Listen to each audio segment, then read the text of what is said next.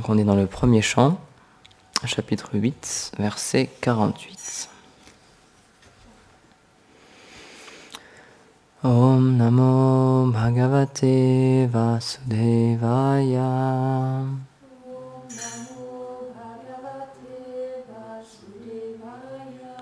Om Namo Bhagavate Vasudevaya.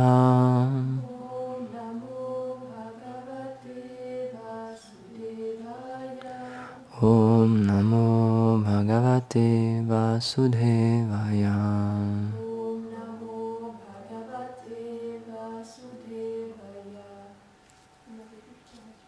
Ok, merci. Verset 49, pardon. Baladvija Surin Mitra Pitri Bratri Guru Druha Namishan Nirayan Moksho Hyapi Varsa Yuta Yute. Traduction. Parce que j'ai tué des enfants, des brahmanas, des proches, des amis, des oncles, des cousins et même des précepteurs, même après des millions et des millions d'années, il ne peut y avoir pour moi aucun moyen d'échapper à ma destination infernale. On va lire le verset 50, parce qu'il n'y a pas de commentaire. Neino ragya prajar batur dharma yudeva dodvisham iti mena tubhodaya kalpa tesha sanam vacha. Un roi qui tue des ennemis dans une guerre juste ne commet pas de péché en protégeant ses citoyens. Mais cette règle ne s'applique pas à moi. Commentaire. Srila Vishwanath Chakravarti Thakur cite Yudhishthira. Tuer un ennemi n'est pas un péché. Or, cette règle ne s'applique pas dans mon contexte, puisqu'elle est valable envers quelqu'un qui protège des gens qui sont en danger. On peut tuer ceux qui assassinent nos citoyens. Puisque Duryodhana les protégeait, j'ai commis des péchés, puisque j'ai tué seulement pour l'envie du royaume.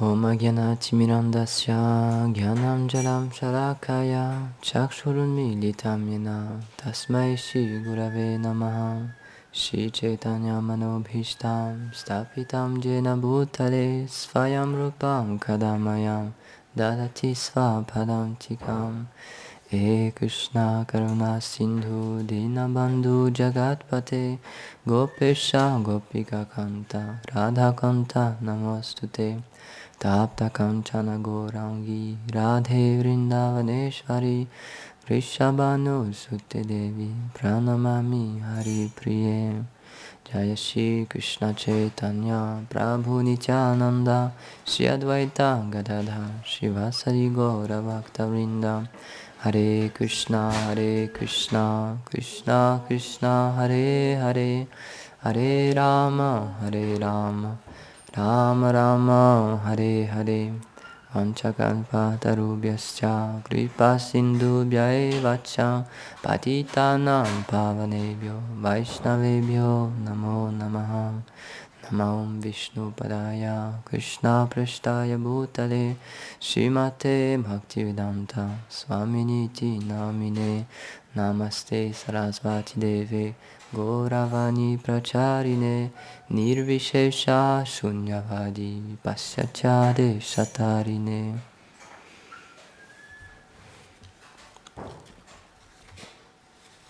Donc on continue le chapitre La douleur de Yudhishthira et les prières de la reine Kunti. Mais là on est dans les paroles de Yudhishthira.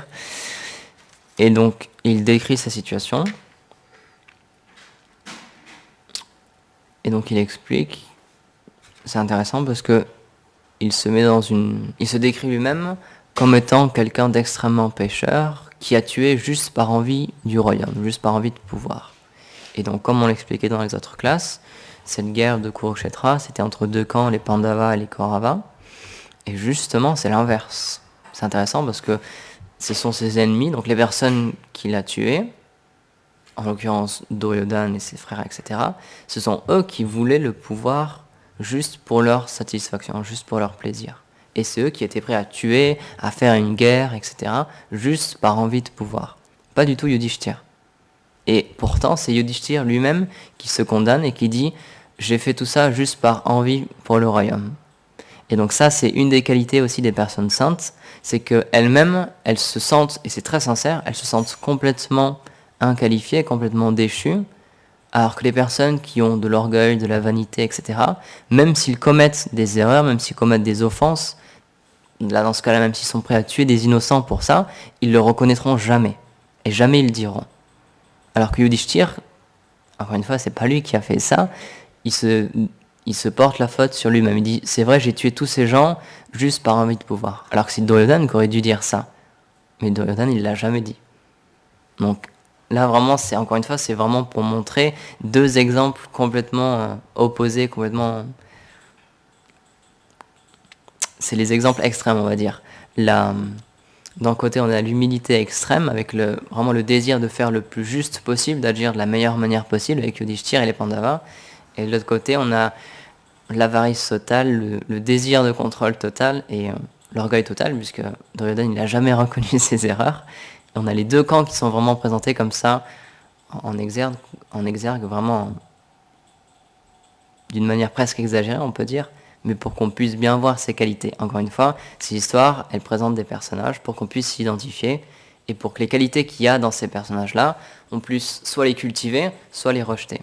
Donc là, dans le comportement de Yudhishthir, encore une fois, il agit comme un roi parfait, où tout ce qu'il veut et ce qu'il cherche et ce qu'il désire, c'est justement le bien-être de ses citoyens et c'est de protéger ses citoyens.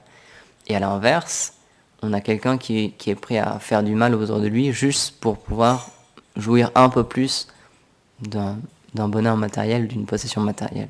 Donc avec Duryodhana. Donc tous les associés du Seigneur, quand ils viennent, Krishna quand il vient, le Seigneur quand il vient, il met en place des divertissements avec des associés très spéciaux pour qu'ils puissent montrer toutes ces qualités-là et pour qu'on puisse s'inspirer de leur personnalité. Aujourd'hui, c'est un jour très spécial parce que c'est la disparition d'une grande personnalité aussi, un associé de Chaitanya Mahaprabhu qui est Abhiram Thakur. Donc je vais parler un petit peu d'Abhiram Thakur aujourd'hui. Donc encore une fois, le Seigneur il vient à différents moments dans ce monde matériel, à différents âges, à différentes étapes on peut dire. Et l'apparition la plus récente, ce qu'il a fait, c'est donc dans l'âge de Kali, dans l'âge où on est en ce moment, où les personnes avaient déjà rejeté très fortement tout aspect de spiritualité et de religion, ce qui n'était pas le cas par exemple dans le divertissement qu'on a lu, donc l'époque avec Yudhishthir, Duryodhana, même les Pandavas, etc. C'était aussi sur cette terre, ça s'est passé au même endroit, encore une fois tous les lieux sont encore présents, que ce soit Kurukshetra, etc. Ils sont encore là, mais c'était il y a très longtemps, et dans ce temps-là, les personnes avaient quand même une conscience différente, et ils avaient une vie différente. Ils menaient une vie beaucoup plus pieuse quand même. Et comme c'est expliqué dans le verset, Yudhishthir, il cite le droit de l'époque, du temps qui était à ce moment-là, et il explique que par exemple, un roi, c'est son devoir de faire la guerre pour protéger ses citoyens. Et s'il fait ça, alors il n'encourt pas de réaction négative, de réaction pécheresse, puisque c'est son devoir en tant que roi. Donc c'était une époque où les codes moraux, les codes religieux étaient beaucoup plus respectés. Comme l'expliquait Janavadevi, certes il y avait la guerre, mais il y avait tout un panel de règles sur comment faire la guerre. C'était pas n'importe quoi. C'était pas je te tue par derrière pendant que tu dors, etc. Ça c'était interdit en fait. On n'avait pas le droit de faire ça. Alors que maintenant, c'est la même chose, il y a toujours des guerres politiques en ce moment même, hein, mais malheureusement, il n'y a plus aucune règle. Il y a certaines règles quand même. En Occident, on a fait l'OTAN, par exemple, les Nations Unies, etc., les crimes contre l'humanité, etc. Donc il y a certaines choses qui ont été mises en place pour éviter les débordements quand même. Quand ça va un peu n'importe où, on essaie quand même de cadrer ça pour que la guerre reste, comme on dit, c'est un terme qui a été inventé il n'y a pas longtemps, c'est une guerre propre. Mais quand même, il y a des dérives et quand même, c'est comparé à ce qu'étaient les batailles à cette époque-là et les conflits à cette époque-là, ça n'a rien à voir quand même. C'est vraiment beaucoup de coups bas quand même maintenant. Donc, dans toute la société, et encore une fois, les Védas expliquent que c'est normal, plus les âges progressent, plus l'humanité, on va dire, progresse dans le temps en fait, plus les consciences s'abaissent et plus ça devient difficile de vivre ensemble. Et donc plus la société en elle-même, en général, petit à petit, elle sombre en fait, dans plus de malheurs, de problèmes, de conflits, etc. Donc, le Seigneur est venu en tant que lui-même, en tant que Krishna, Swayam Bhagavan, à ce moment-là, avec la guerre avec les Pandavas, etc. Et il est venu un peu après, dans notre âge à nous, dans lequel on est en train de vivre maintenant, le Kali Yuga. Et donc, il a décidé d'apparaître en Inde, et il est apparu en tant que Nimai Pandit, qui deviendra, comme on le connaît maintenant, Chaitanya Mahaprabhu. Et donc, Arjuna me partage un point très intéressant, c'est que historiquement, c'est une personne qui est quand même connue, puisqu'il est apparu il y a, bon maintenant c'est un peu plus de 500 ans, entre 500 et 600 ans, ça fait vraiment pas longtemps, donc il y a encore des traces écrites de l'apparition de Mahaprabhu, de ses divertissements, de ses agissements, etc. Il n'y a pas juste, c'est pas juste les religieux ou les spiritualistes qui croient entre guillemets en sa venue, etc. C'est une chose qui a été bien avérée, il a été présent. Mais comme l'expliquait Arjuna, il y a certains scientifiques, il y a certains historiens, etc., qui ont étudié son mouvement, parce qu'il a quand même fait date dans l'histoire de l'Inde en général, et ils l'ont qualifié comme un saint épileptique. Parce qu'en fait, c'est expliqué que quand Chaitanya Mahaprabhu, il ressentait une extase spirituelle très profonde, c'est comme certains saints chrétiens, par exemple, dont on a l'expérience, parfois il est entré dans un état de conscience modifié, où il était empli de sentiments spirituels. Donc nous, dans nos écrits à nous, dans les écrits Vaishnav, ça a été décrit pourquoi et comment et qu'est-ce qu'il ressentait à ces moments-là. Mais d'un point de vue externe, il agissait comme une personne folle en fait. Il sautait partout, il criait, il rugissait, etc. Et donc les personnes qui ont étudié sa biographie et les descriptions de ses agissements, en fait, ils l'ont qualifié comme un saint épileptique. Parce que les crises, entre guillemets, qu'il avait, à ces moments-là, ça se rapproche le plus de ce que nous, on connaît comme une crise d'épilepsie, en fait. Et donc il y a un Vaishnav qui commentait ça, et il disait, c'est vrai, on entend parler que Chaitanya Mahaprabhu, c'était quelqu'un d'épileptique, sauf que, normalement, l'épilepsie, c'est pas contagieux. Or, à son époque, quand il est entré dans ces phases spirituelles extrêmement spéciales, tout le monde autour de lui était touché. Et tout le monde commençait à danser, à sauter, à faire comme lui. Donc, c'était pas vraiment de l'épilepsie. Puisque normalement, ça aurait pas dû être contagieux, en fait. Donc, quand le Seigneur, il apparaît pas tout seul, encore une fois. Il met en place tout un scénario. Il amène ses amis, ses personnes proches. Il amène sa demeure aussi. Et donc, aujourd'hui, c'est le jour de disparition d'un très grand saint qui s'appelle Abhiram Thakur, qui est aussi connu sous le nom de Ramdas. Et donc, Abhiram Thakur, c'est un associé du Seigneur. Plus précisément, c'est un associé très cher et très intime de Nityananda Prabhu. Et comme donc Nityananda Prabhu, il est venu pour plusieurs raisons, et comme Chaitanya Mahaprabhu qui est Krishna plus Radharani ensemble, Nityananda Prabhu, il représente Balaram. Et donc, il a amené avec lui ce qu'on appelle les Dvadasa Gopas, c'est les 12 Gopas principaux qui sont présents à Vrindavan éternellement, et qui étaient présents aussi dans les divertissements Vrindavan sur Boma Vrindavan, dans cette terre aussi, un petit peu avant. Et donc, il vient Nityananda Prabhu avec ses associés qui prennent d'autres formes aussi. Et donc, Abhiram Thakur, c'est un de ces 12 Gopas principaux, et c'est expliqué dans nos écrits. Je crois que c'est dans le Gora Ganodesha Dipika, que Abhiram Thakur, c'est Shridam. Et donc, encore une fois, j'en avais parlé dans une classe, la particularité des associés de Nityananda Prabhu et de Nityananda Prabhu, c'était que leur sentiment interne, donc leur sentiment spirituel interne, leur identité éternelle, spirituelle, elle se manifestait extérieurement. Alors que d'habitude, normalement, ça ne se fait pas. Normalement, les associés du Seigneur, ils prennent certaines formes pour accompagner le Seigneur, mais dans leur sentiment éternel, ils peuvent être des jeunes filles, ou alors des femmes plus âgées, ou ils peuvent être des hommes, etc. On a par exemple même l'exemple d'un arbre à souhait de Vrindavan aussi qui apparaît, mais en général ça reste caché. Extérieurement ils prennent une forme en tant qu'un sage, en tant qu'une personne plutôt âgée, et en général sous la forme d'un homme, pour accompagner Mahaprabhu dans ses divertissements, mais leur sentiment interne ils ne le révèlent pas, ils ne le montrent pas à l'extérieur. Par exemple les associés très intimes de Chaitanya Mahaprabhu, par exemple Swarup Damodar, éternellement ils ont une conscience, ils ont une forme féminine, pourtant ils ne la montrent pas. Extérieurement ils restent Swarup Damodar, qui est une personne, un homme d'un certain âge, etc. Sauf que les Dvadasa Gopas, ils avaient un sentiment tellement puissant de sakyaras, de sentiment d'amicalité envers le Seigneur, que leurs sentiments débordaient en fait, et parfois ils oubliaient le corps dans lequel ils étaient, et ils se prenaient vraiment pour des gopas. Et donc, Abhiram Thakur, il y a plusieurs divertissements avec ça. Par exemple, Abhiram Thakur, c'est expliqué que donc les gopas, à Vrindavan, ils ont une flûte, et ils jouent de la flûte avec Krishna, avec les vaches, etc. Et un jour, Abhiram Thakur a été pris d'extase, il a oublié sa conscience externe, et il était pleinement situé dans son sentiment d'être un jeune pâtre, d'être un jeune gopa. Et donc, qu'est-ce qu'il a fait? Il a voulu jouer de la flûte. Donc partout, il a cherché une flûte. Il avait ce désir profond de vouloir jouer de la flûte. Mais il n'y avait absolument rien autour de lui, il n'a rien trouvé. Donc ce qu'il a fait, c'est qu'il a continué à chercher, il est entré dans une forêt, et dans cette forêt, il a vu sur le sol, écrasé au sol, il a vu un énorme tronc d'arbre. Et les descriptions disent que c'était un tronc d'arbre tellement épais et tellement lourd que même 16 hommes ne pouvaient pas le soulever. Mais lui, qu'est-ce qu'il a fait dans son sentiment, encore une fois, qui était complètement spirituel? Il n'a pas du tout vu ses problèmes externes, il a pris cette branche, il l'a façonnée, il en a fait une flûte, et il a joué de la flûte avec.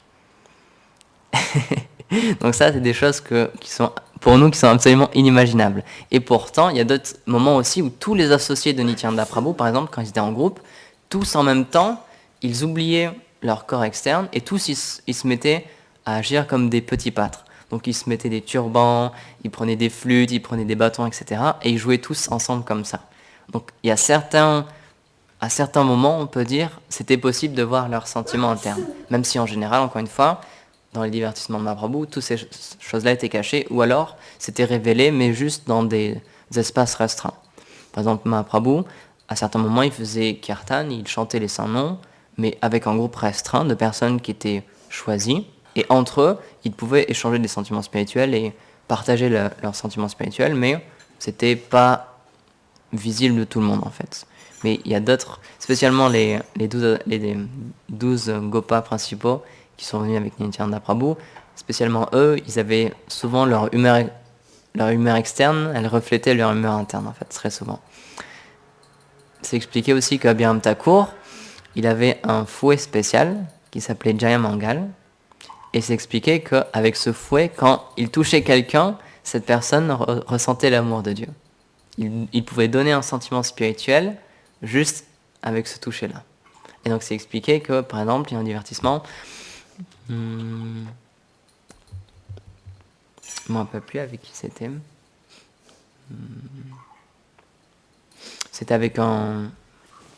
C'était pas encore un disciple initié, je crois. Je ne me rappelle plus avec qui c'était. Je crois que c'était Srinivas, c'était quand il était très enfant, je crois. Oui, c'est ça, je crois que tu as raison. C'était quand Srinivas Acharya, donc qui était à l'époque un très jeune enfant, puisqu'il savait que Abhiram Thakur était une grande personnalité, un grand homme saint, il voulait aller le voir pour avoir son darshan, pour pouvoir profiter de son association. Et malheureusement, on peut dire, quand il est arrivé pour le voir, Abhiram Thakur était, encore une fois, perdu dans son sentiment spirituel et il avait pas vraiment une conscience de ce qui se passait extérieurement. Et donc ce qu'il a fait, c'est quand il a vu Srinivas Acharya arriver, il a pris son fouet et il l'a touché par 3 fois avec son fouet. Et donc sa femme qui était là, elle a dit, s'il te plaît, arrête, c'est un jeune enfant, tu veux lui faire mal comme ça, il va perdre conscience. Mais en fait, encore une fois, c'était un divertissement spirituel et Srinivas Acharya était extrêmement satisfait d'avoir pu toucher et d'avoir pu goûter le sentiment de Abhiram Thakur. Donc c'est ça qui est intéressant, c'est que même si extérieurement on peut essayer de donner des conclusions ou des explications de pourquoi et comment ces choses-là arrivent, encore une fois, il y a des traces écrites de une grande partie, on va dire, de ces divertissements qui sont historiques, qui ont été notés, mais si on n'a pas une étude spirituelle, religieuse, même juste à un point religieux, si on n'a pas une autre vision que simplement l'effet matériel, on ne pourra pas vraiment comprendre ce qui se passe.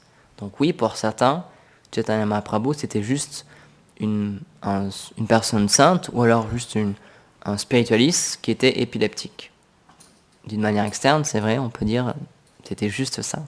Mais pour des personnes qui étudient sa vie sous un autre aspect, et en ayant une certaine foi dans ces divertissements, et en comprenant qu'ils peuvent apprendre plus en les écoutant attentivement et en... comment je peux dire ? C'est la même chose qu'avec les écrits saints, avec le Bhagavatam, la Bhagavad Gita, etc. Ils vont se révéler à nous si on les approche avec humilité et avec un réel désir sincère de comprendre ce qu'ils ont à nous donner. Si on les étudie comme un maître, comme quelqu'un qui veut essayer de les dominer ou où on essaye d'imposer notre vision sur ces faits-là, sur ces personnes-là, alors là oui, ils vont rester fermés et on ne pourra jamais les comprendre réellement. Donc c'est pour ça, encore une fois, que l'attitude est vraiment très importante. Comment on se dispose pour comprendre ces écrits-là, ces personnages-là, ça va vraiment changer la vision qu'on en a. Et donc Chaitanya Mahaprabhu, quand il est venu, même si c'est le Seigneur lui-même, puisque son but c'était que le plus de personnes possible se reconnectent avec leur nature spirituelle, parce que le problème dans ce monde c'est qu'on a oublié qu'on a une nature spirituelle, on essaie désespérément de profiter de ce monde, mais on n'a pas compris qu'on n'est pas de ce monde et qu'on n'est pas fait pour ce monde.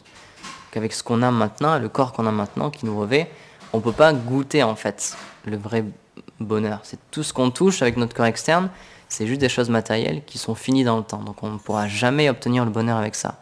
Et donc Chaitanya Mahaprabhu, il vient spécialement dans cet âge de Kali, comme on l'expliquait, même s'il est venu avant, là il vient maintenant où justement il y a encore moins de conscience spirituelle, où il y a encore moins de religiosité. Encore une fois, quand il était venu un petit peu avant, avec l'histoire des Pandavas, etc., la société était dans un bien meilleur état. Les gens avaient une bien meilleure conscience spirituelle, ils avaient plus conscience que oui, il faut faire attention à ce qu'on fait, il y a un système religieux qui est là pour nous aider, pour notre bienfait à nous en fait. Donc c'était beaucoup plus respecté, même par exemple en temps de guerre, encore une fois, tous les codes religieux étaient respectés aussi. Mais maintenant, dans l'âge de Kali, c'est expliqué, les Védas expliquent que ça c'est de plus en plus perdu. Mais le Seigneur vient quand même, donc sous une autre forme, il s'adapte encore pour donner le même message mais sous une autre forme, et spécialement dans notre âge de Kali, il donne un message en plus, un message spécial qu'il n'avait pas donné dans les autres âges, quand il vient sous d'autres formes, c'est justement cette relation qu'on a éternellement avec Dieu. Chacun d'entre nous, puisqu'on est une âme spirituelle, on a tous notre relation avec Dieu éternel, on est fait pour ça, on est fait pour être avec lui, c'est juste qu'on l'a oublié, et donc il vient en tant que Mahaprabhu pour nous enseigner comment faire pour retrouver cette relation. Donc encore une fois, il s'adapte au temps, lieu et circonstances, et donc il a bien compris que, comme le verset de la Bhagavad Gita, la masse des gens suivent l'exemple des grandes personnalités. Donc ce qu'il a fait, c'est qu'il a décidé de venir sous l'apparence d'une personne sainte, d'un spiritualiste, d'un religieux, mais il a essayé autant que possible de donner un exemple parfait. Encore une fois, comme l'histoire avec Yudhishthira Maharaj, qui allait être du coup le roi de toute cette planète, le roi de la Terre, il a vraiment un exemple, il donne un exemple parfait, il a vraiment un comportement d'un roi idéal. Et Mahaprabhu, quand il vient, c'est un peu la même chose, puisqu'il a conscience que son mouvement va faire date, et que son but c'est que le plus de gens possible acceptent ces préceptes spirituels pour leur propre bienfait. Il a donné un exemple qui est, on peut dire, sans tâche, qui n'est pas critiquable. Dans tous ses agissements, il a essayé autant que possible de donner le meilleur exemple pour que les gens ne puissent pas le critiquer. Encore une fois, surtout maintenant avec Internet, par exemple, dès qu'il y a un article qui sort, dès qu'il y a une polémique ou quoi que ce soit, dès qu'il y a un sujet qui sort, tout le monde donne son avis et tout le monde pèse le pour, le contre, etc. Et il avait bien conscience que tous les agissements qu'il allait faire, ils allaient être aussi mis par écrit. Et maintenant, tous ces écrits, ils sont bien présents maintenant. Encore une fois, même maintenant, ils sont diffusés sur Internet, etc. Tous les livres qui parlent, par exemple, du Chaitanya Mahaprabhu, on peut les trouver sur Internet. Il y a les volumes entiers du Chaitanya Charitamrita en anglais qui sont disponibles gratuitement en PDF sur Internet. Donc tout le monde a accès à ces livres-là. Et comme je l'ai expliqué souvent, même dans des universités maintenant, que ce soit en Angleterre, aux États-Unis, etc., ces écrits-là sont discutés. On parle de la Bhagavad Gita, du Bhagavatam, du Chaitanya Charitamrita. Tous ces livres-là, ils sont étudiés maintenant. Donc, le Seigneur Mahaprabhu, quand il est venu, quand il a fait ses divertissements et quand il a demandé à ses disciples et aux personnes qui le suivaient d'écrire à propos de tout ça, il avait bien conscience, évidemment, que dans le futur, ça allait être de plus en plus partagé. Donc, à l'époque, certes, c'était pas du tout le cas. À l'époque, c'était extrêmement difficile, comme l'expliquait par exemple Maharaj dans une classe, c'était extrêmement difficile d'avoir un livre. Par exemple, le Chaitanya Charitamrita, c'était extrêmement rare d'en avoir, puisque c'était tout fait à la main. C'était des manuscrits au début, ils étaient uniques, et ensuite, ils ont été recopiés, etc. Mais au début, c'était des choses extrêmement rares. Même jusqu'à il n'y a pas longtemps, par exemple, Bhaktivinoda Thakur, qui est apparu il n'y a pas longtemps, c'était le 19e siècle, même lui, ça lui a pris des années à trouver certaines copies de ces écritures-là. Que maintenant, nous, on a en centaines de milliers d'exemplaires, comme ça, que ce soit en papier ou en PDF, ou sur Internet. Pour nous, c'est super facile maintenant, mais jusqu'à pas si longtemps que ça, c'était quand même quelque chose de très rare, qui se donnait juste dans certains cercles fermés, donc pas tout le monde y avait accès. Mais le Seigneur, puisque c'est le Seigneur suprême, il a conscience du passé, du présent et du futur, il savait que tout ça, ça allait se partager, et maintenant, on en est arrivé où il y a une traduction, par exemple, de la Bhagavad Gita dans toutes les langues possibles, en fait, qui existent. La Bhagavad Gita, elle a été traduite dans absolument toutes les langues, quoi. Tout le monde peut lire la Bhagavad Gita, peu importe où il est, et grâce aux efforts des dévots, aux disciples qui sont dans cette filiation spirituelle de Chaitanya Mahaprabhu, puisqu'ils ont distribué des livres dans tout le monde entier, maintenant, tout le monde peut avoir une Bhagavad Gita. Même au fin fond du Canada, peu importe où, en Sibérie, peu importe, on peut trouver une Bhagavad Gita. Tout le monde peut avoir accès à une Bhagavad Gita. Et donc ils avaient conscience de cette chose-là. Donc quand ils ont écrit ces livres-là, ils l'ont fait encore une fois avec une compréhension que ça allait dater pour le futur. Mais le Seigneur, encore une fois, son but c'est d'adapter temps, lieu et circonstances. Donc même s'il est apparu dans le Kali Yuga, donc il y a à peine 500 ans, et donc il a donné ces écritures-là, quelques centaines d'années après, 200, 300, 400 ans après, il a envoyé certains de ses associés, encore une fois, pour qu'ils retraduisent ces livres-là et qu'ils en donnent un commentaire encore différent, encore plus adapté à maintenant. C'est quand même spécial. Même s'il a apparu il y a tellement peu longtemps, il a conscience qu'en seulement 500 ans, tout allait être oublié et tout allait être changé. Par exemple, c'était la mission de Bhaktivinoda Thakur. Nos écritures expliquent que c'est un associé éternel du Seigneur, qui a été envoyé par le Seigneur pour une mission particulière, et c'est expliqué qu'au moment où il est apparu, donc c'est, j'ai plus la date, mais c'est 1800 et quelques, je crois, c'est un 19e siècle, rien que là, donc ça faisait à peine 300 ans que le Mahaprabhu avait disparu, et pourtant, à peine 300 ans après, son mouvement était déjà complètement dilué. Il y avait énormément de sectes, il y avait énormément de personnes qui se disaient être des Gaudiya Vaishnav, mais qui en fait avaient complètement dévié, qui n'observaient absolument pas les règles que Chaitanya Mahaprabhu avait données, et donc seulement en 200 ou 300 ans, tout était gâché déjà. Donc le Seigneur, il a conscience de ça, c'est pour ça que d'âge en âge, d'année en année en fait, il envoie périodiquement certains de ses associés pour qu'ils puissent redonner à nouveau cette science, mais d'une manière pure. Puisqu'encore une fois, les associés du Seigneur, on explique qu'ils sont éternellement libérés, dans le sens où ils ne rentrent jamais en contact avec l'énergie de ce monde. Même s'ils viennent dans ce monde, ils ne sont pas recouverts par l'énergie d'illusion dont le travail justement est de recouvrir les âmes qui sont dans ce monde. Donc même s'ils viennent, même s'ils prennent naissance comme tout le monde, même s'ils grandissent comme tout le monde, qu'ils ont un travail même comme tout le monde, par exemple Bhaktivinoda Thakur, il avait toute une famille, il avait 10 enfants, il était magistrat, etc. Il avait des fonctions dans la société, mais pourtant, dans son cœur, à 100%, il était dédié dans sa relation au Seigneur, et son seul désir, c'était de partager cette miséricorde, de partager ce message spirituel pour le bienfait de toutes les entités vivantes. Et donc, c'est un travail qu'il a commencé à entreprendre. Déjà, il a eu cette conscience qu'il fallait que ce message parte en fait de l'Inde et puisse être propagé au monde entier. Donc c'est lui vraiment qui a commencé à mettre en place cette chose-là. Et donc c'est pour ça qu'il a envoyé certains de ses manuscrits, par exemple au Canada, ou même en Europe, dans certaines universités, dans certaines bibliothèques, pour commencer à donner ce message en fait. Parce que jusque-là, c'était cantonné juste en Inde, et cette manière de réaliser le Seigneur suprême, cette manière de retrouver notre relation avec lui, malheureusement, elle était disponible juste pour certaines personnes à un certain endroit.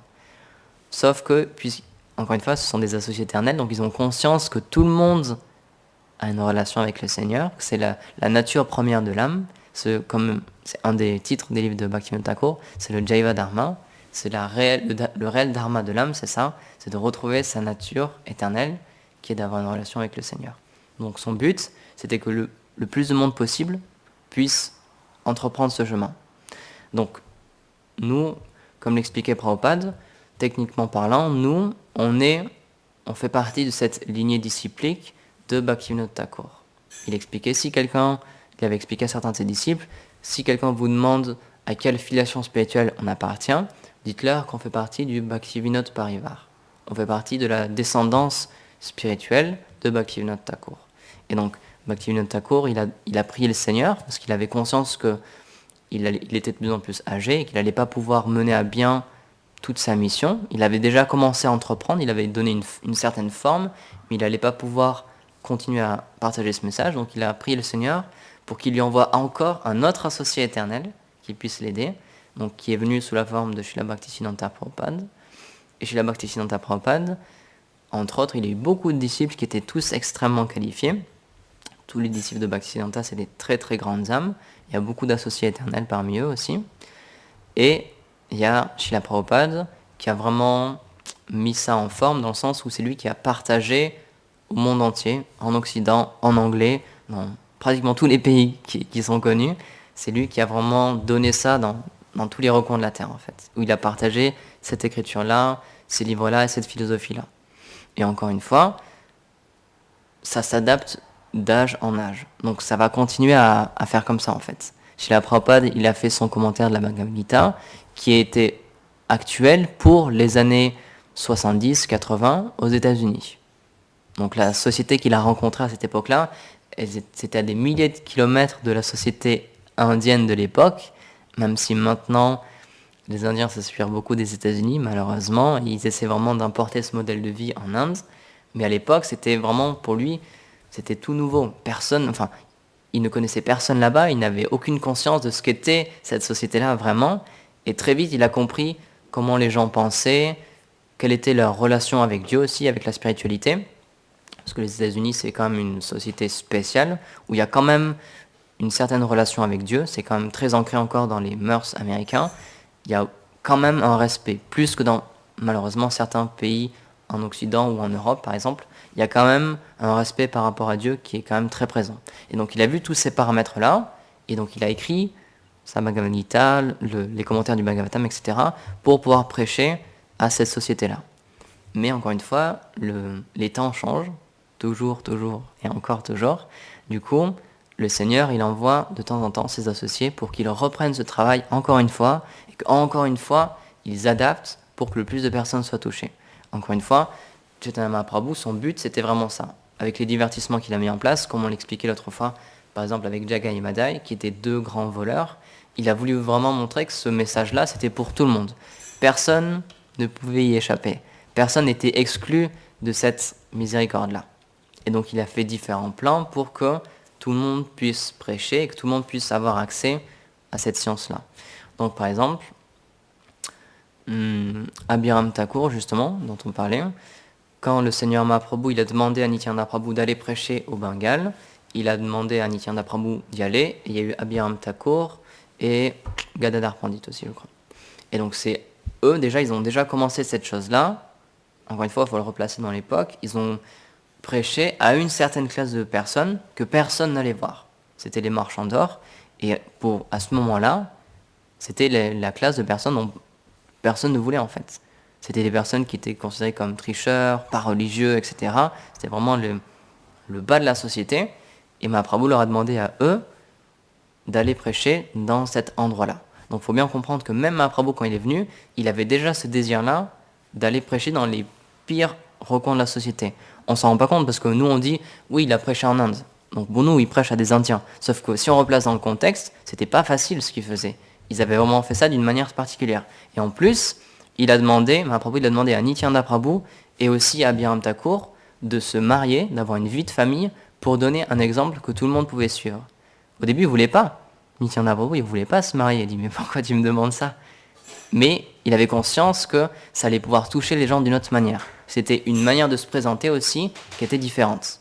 Donc ils avaient vraiment ce désir-là, encore une fois, de s'adapter le plus possible et de s'immerger dans la société le plus possible pour que tout le monde puisse se reconnaître. C'était pas un savoir qui était donné juste à des brahmanas, juste à des personnes qui étaient nées dans une bonne famille spirituelle, etc., comme ça peut être le cas en Inde parfois. C'était vraiment un message qui s'adressait à tout le monde. Et encore une fois, c'est ce qu'il fait de temps en temps, le Seigneur. Il a conscience que plus les âges passent, déjà plus le message est dilué, comme on l'expliquait. En très peu de temps, le mouvement de Mahaprabhu, il a quasiment disparu. Et aussi, les consciences changent, les hommes changent, et plus l'âge de Kali progresse, plus c'est inévitable, plus les consciences changent en fait, plus la mentalité change, et plus ça devient difficile de croire en Dieu, d'avoir une foi en fait dans les Écritures, dans les personnes saintes, etc. Donc, il envoie des associés pour qu'ils puissent changer, encore une fois, la manière dont c'est présenté, tout en gardant la même substance, et c'est ça le but, et c'est pour ça que c'est seulement certaines personnes qui peuvent faire ça. Il faut que le message reste inchangé. Mais son désir, encore une fois, c'est que le plus de personnes acceptent ces préceptes-là pour leur propre bienfait, encore une fois, parce qu'on a juste oublié en fait qui on est réellement, et le Seigneur, il a conscience de ça, et comme on l'explique, il a ces deux aspects en lui. Même si c'est le Seigneur suprême, par définition, il n'a besoin de rien. Il est autosatisfait. Il est Atmaram, il est satisfait en lui-même.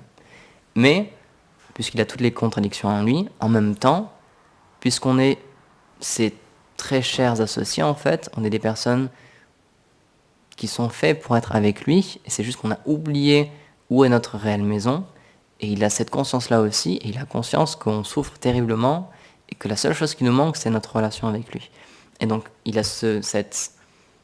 d'un côté, il a ce désir, pas vraiment ce désir, mais il a cette condition, on peut dire, où il est satisfait en lui-même, où il a besoin de rien, et il n'interagit pas du tout avec les êtres, dans le sens où il les laisse complètement libres de leur choix, mais en même temps, il est forcé par ses sentiments à agir, et il est forcé à nous aider. Il se sent tellement seul, en fait, sans nous, parce qu'on est tous uniques, donc on lui apporte tous quelque chose que personne d'autre ne peut lui apporter. Même si en ce moment, dans les planètes spirituelles, il a des millions d'associés, et que tous lui offrent un service particulier, les Védas nous expliquent, nos écritures nous expliquent qu'on a tous une relation avec lui, et que chacun d'entre nous, on lui apporte une chose, on lui apporte un sentiment particulier que personne d'autre ne peut lui apporter. Et c'est pour ça aussi qu'il a besoin de nous. Et c'est pour ça qu'il cherche aussi à nous retrouver. Donc malheureusement, il nous voit ici, et même si il est lié par sa promesse d'être impartial envers tout le monde et de ne pas agir, en même temps, il est poussé à agir quand même. Et c'est ça sa grande miséricorde en fait, et c'est pour ça qu'il vient entre autres en tant que Chaitanya Mahaprabhu. Par exemple, quand il est venu, comme on l'expliquait avec l'histoire des Pandavas, etc., donc dans un âge précédent, il est venu lui-même en tant que Krishna, mais c'est expliqué que cette relation d'amour avec le Seigneur, ce pur amour de Dieu, il était donné, mais qu'aux personnes qui étaient qualifiées. Les personnes qui avaient cette qualification pouvaient recevoir ce sentiment-là. Mais les personnes qui n'étaient pas qualifiées ne pouvaient pas le recevoir, et ils n'avaient pas de moyen de le recevoir, de se qualifier pour le recevoir. Donc c'est pour ça qu'il est revenu, un peu plus tard, dans notre âge maintenant de Kali, où il montre comment faire pour se qualifier, pour obtenir cet amour de Dieu. Et donc c'est pour ça, comme on l'expliquait, c'est ça qui a aussi de différent, et c'est pour ça qu'il donne quand même quelque chose de plus, quand il vient sous cette forme-là, c'est qu'il explique et il donne le moyen pour se qualifier et pour obtenir cet amour de Dieu. Et encore une fois, avec tous ses associés, comme Abhiram Thakur aujourd'hui, il leur a donné certaines missions particulières pour qu'ils puissent prêcher et pour qu'ils puissent donner au plus de monde possible, pour que ça puisse toucher le plus de monde possible. Quand il vient en tant que Mahaprabhu, c'est vraiment dans cette idée-là de partager cette miséricorde et de partager cette spiritualité en fait. Comme l'expliquait Prabhupada, la seule chose qu'on manque, c'est ce sentiment spirituel. Donc lui l'expliquait, c'est le chant des saints noms. On a juste oublié notre relation avec le Seigneur, et notre société entière elle est en train de souffrir juste parce qu'on a oublié ça. Et simplement si on se reconnecte avec le saint nom, juste avec une vie spirituelle, on va pouvoir comprendre que c'est ça en fait qu'il nous faut réellement. Et donc, encore une fois, quand il vient, il demande à ses associés de donner ce message-là, et d'âge en âge, il envoie d'autres associés pour qu'ils puissent adapter le plus possible, pour que le plus de gens soient touchés. Et donc c'est pour ça qu'il y aura encore des commentaires du Srimad Bhagavatam, de la Bhagavad Gita, etc.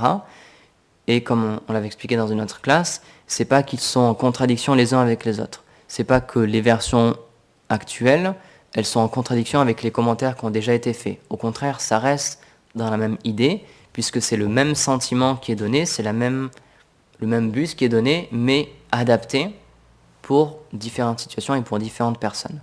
Donc c'est pour ça qu'il faut bien comprendre que il y a tout un panel, comme on l'expliquait, il y a tout un... On dit que c'est Gurudev dit souvent que on a une terre de maîtres spirituels.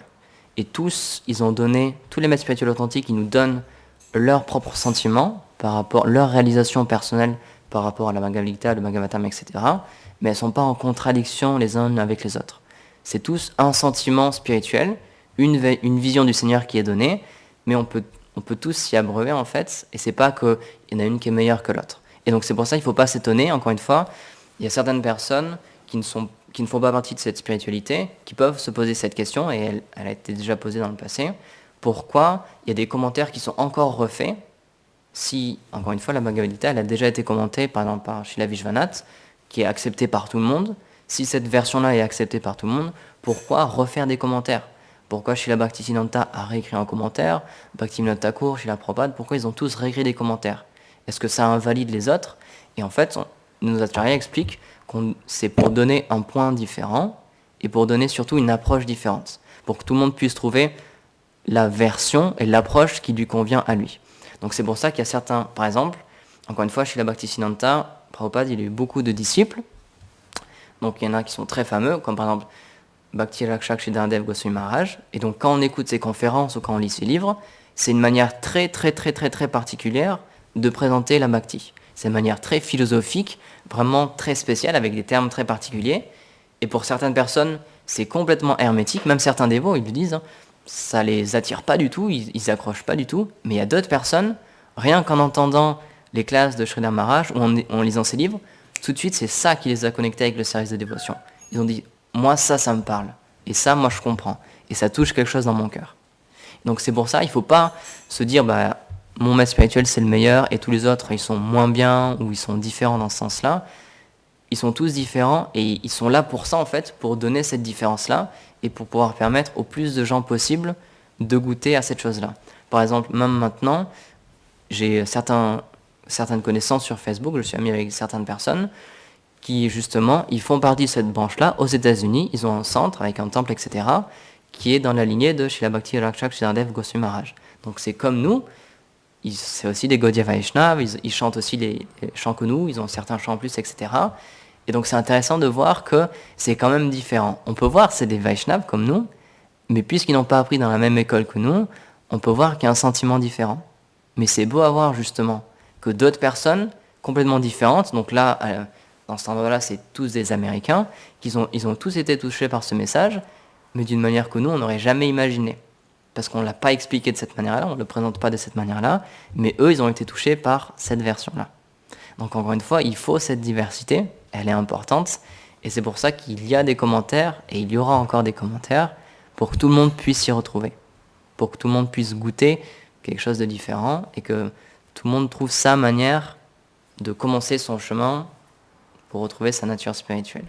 Donc encore une fois, c'est normal, et il ne faut pas s'inquiéter de ces choses-là, elles ne sont pas en contradiction, et c'est une mission qui nous a été donnée, nous ici. Par exemple, encore une fois, Maharaj et Sudam, ils partent aujourd'hui pour distribuer ces livres-là. Et notre mission à nous ici, c'est de partager cette écriture-là, spécialement en français. On traduit des classes aussi en anglais, etc. On traduit des livres en anglais. Mais en ce moment, en tout cas, cette mission qu'on a reçue, ce qui nous tient à cœur, c'est de donner ce message-là en français. Parce qu'on a conscience qu'il y a des personnes ici, que ce soit en France ou dans la francophonie, qui peuvent avoir accès à ces livres-là et qui peuvent y goûter quelque chose. Et encore une fois, c'est ce qu'ils font dans la rue tous les jours, Sudam et Maharaj et Bhavani Gopi aussi à Paris. Spécialement Bhavani Gopi, c'est vrai qu'elle a un très fort sentiment par rapport à ça. Maharaj l'expliquait. Il voit bien que les gens sont touchés quand il parle avec elle, parce que ce qu'elle donne, c'est vraiment son sentiment par rapport à la Bhagavad Gita. Elle a tellement été touchée par ce livre que quand elle parle aux gens, il voit cette chose-là dans ses yeux. Et c'est vrai, quelqu'un qui a vraiment été changé par ces livres-là, il aura un désir profond de les donner. Et Bhavani Gopi, c'est ce qu'elle fait, et ça marche. Quand elle donne ces livres-là, les gens ils sont scotchés en fait, à quel point elle est sincère dans ce qu'elle dit, c'est pas juste un mantra qu'elle répète, c'est pas juste un message qu'elle répète, s'il vous plaît, achetez mon livre, etc. Les gens ils voient vraiment que ça l'a touché. Et cette sincérité-là, ça peut toucher les gens aussi. Donc c'est pour ça qu'on doit donner aussi cette connaissance-là, on doit prêcher, on peut dire, mais d'une manière qui nous est personnelle aussi. Et si les gens ils voient que c'est avec sincérité, que ce qu'on va leur donner, peu importe la manière, que ce soit avec une distribution de livres, avec le fait de parler avec des gens, avec du théâtre, peu importe, si on fait ça avec sincérité, ça se ressent en fait. Et à l'inverse, si on fait quelque chose, mais que c'est mécanique et que c'est forcé, etc., les gens ne sont pas bêtes aussi et ils peuvent le voir. Maharaj l'expliquait dans la distribution de livres précisément, ce qu'on donne, ce que les gens achètent en fait, c'est ce qu'on a dans nos yeux. Et il expliquait, quand il a fait ça par exemple au Canada beaucoup, il nous disait, ce que les gens cherchent à acheter, c'est ce qu'on a dans nos yeux. S'ils voient qu'on est heureux et qu'on leur dit, moi, je suis heureux grâce à ça, et qu'ils voient que c'est sincère, c'est ce bonheur-là qu'ils veulent acheter en fait. C'est pas un livre qu'ils veulent acheter. On n'est pas des vendeurs de livres. Maharaj il expliquait ça. C'est s'ils voient vraiment, sincèrement qu'on est heureux, qu'on en retire quelque chose de ces livres-là, alors oui, ils seront prêts à l'acheter. Mais si c'est mécanique, encore une fois, ça va être beaucoup plus difficile de convaincre les gens d'acheter un livre 5, 10, 20 euros. Mais il expliquait, si on est sincère et que juste on donne ce qu'on a, sincèrement ce qu'on a dans nos yeux et dans notre cœur, alors les gens ils seront touchés automatiquement.